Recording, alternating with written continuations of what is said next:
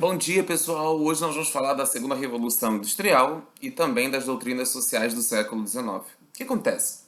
Na Europa, no século XIX, nós vamos ter um cenário, né, e também no continente americano, de um grande crescimento populacional.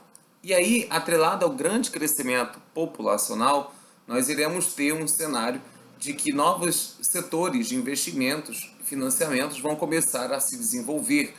E por conta disso, nós vamos ter um grande boom no sistema econômico, tanto no setor rural como no setor agrícola e também no setor urbano industrial. Atrelado a esses fatores, nós vamos perceber a ascensão dos bancos enquanto instituições que começam a conceder empréstimos para as figuras dos estados e também para as novas empresas, ou seja, empréstimos no intuito de que possam alavancar a economia e gerar lucros. Banco nunca empresta empréstimo a troco de nada. E nós sabemos que esses empréstimos concedidos tanto ao Estado como às empresas, eles, né, chegam com taxas de juros às vezes até mesmo abusivas, né, com o intuito de eu empresto e ganho depois além daquilo que eu emprestei. Não somente isso, nós temos aí a consolidação da burguesia enquanto classe econômica hegemônica, né, que vai gerir esse mercado, esse comércio, nessa nova rota comercial, quando nós paramos, por exemplo, para analisar. Porque na primeira Revolução Industrial, nós tivemos o carvão como reserva, mineral, energética, e automaticamente nós temos uma diversificação quando trabalhamos a segunda Revolução Industrial, tendo em vista que agora é o aço, a eletricidade e o petróleo. Os Estados Unidos e o Japão serão contemplados com esse processo da segunda Revolução Industrial, mas também é importante citar que o século XIX ele é um século muito difícil para o continente europeu. Por quê? Porque ele é marcado por uma grande depressão em seu sistema econômico. Tanto que é por conta dessa grande depressão que nós vamos ver também a própria formação, né, do que nós chamamos de imperialismo e neocolonialismo, né, ou seja, com a própria culminância da partilha da África e da Ásia entre as principais potências europeias como forma de tentar equacionar essa grande depressão, essa crise de superprodução e superconsumo que o continente europeu passava no século XIX. Nesse momento, pessoal, nós também vamos ter a ascensão das empresas multinacionais. E não somente isso. É nesse momento que nós vamos ter um capitalismo mudando de nome praticamente, né? Mas não deixa de ser capitalismo, ou seja, ele sai de um capitalismo comercial, industrial, para um capitalismo oligopolista. O que isso quer dizer? Né? Ele está concentrado da produção na mão das grandes empresas, né? E a influência direta do banco, das instituições financeiras para o setor produtivo como forma estratégia de alavancar esse setor e conseguir maiores lucros. Por conta disso, é nesse momento que nós vamos formar os grandes conglomerados industriais. O que serão os grandes conglomerados? Até eu errei aqui. Os grandes conglomerados industriais serão os holdings, os trusts e os cartéis. O que seriam os holdings, pessoal? Na verdade, os holdings eles são empresas financeiras que controlam complexos industriais a partir da posse de suas ações.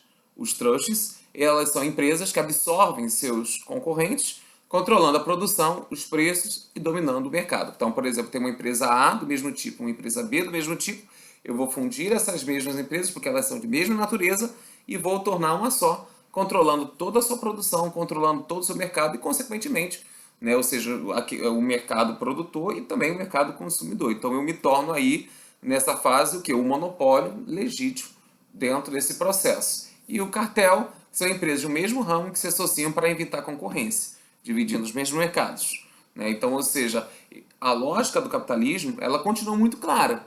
Eu tenho que eliminar a concorrência. Porque se eu tenho concorrência, eu vou ter disputas em relação àquilo que eu estou produzindo e querendo injetar e inserir no meu mercado. Então, se eu elimino a concorrência, eu me torno monopólio, eu me torno exclusivo.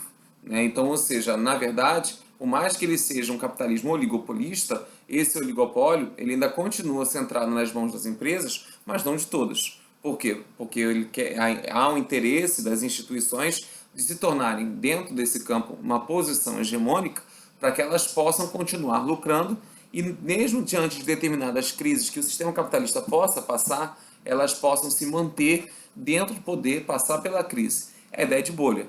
Quando o capitalismo estoura em crise ou ainda ele está passando por um momento de turbulência, automaticamente a bolha de sabão ela explode e outras se formam de sua mesma natureza, que é o sabão. Então, o capitalismo busca dentro de si soluções, saídas, né, para automaticamente equacionar os seus problemas. Ele não forma um novo sistema. Essa é uma grande característica desse sistema capitalista. Nós vamos perceber mais claro isso quando trabalharmos a crise de 1929 nos Estados Unidos. E o que será essa doutrina social do século XIX, ou as doutrinas sociais? Na verdade, a classe trabalhadora passava por uma situação de extrema exploração.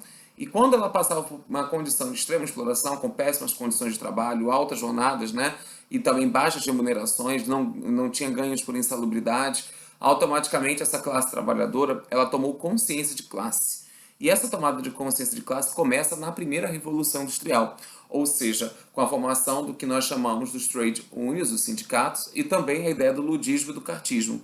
Pessoal, ludismo, os operários quebravam as máquinas. Cartismo, os operários enviavam cartas ao parlamento europeu, ou melhor, ao parlamento inglês, para automaticamente pedirem melhores condições de trabalho, redução da jornada de trabalho, aumento dos salários, fim do trabalho infantil, ganho por insalubridade, fim da exploração em relação ao trabalho feminino.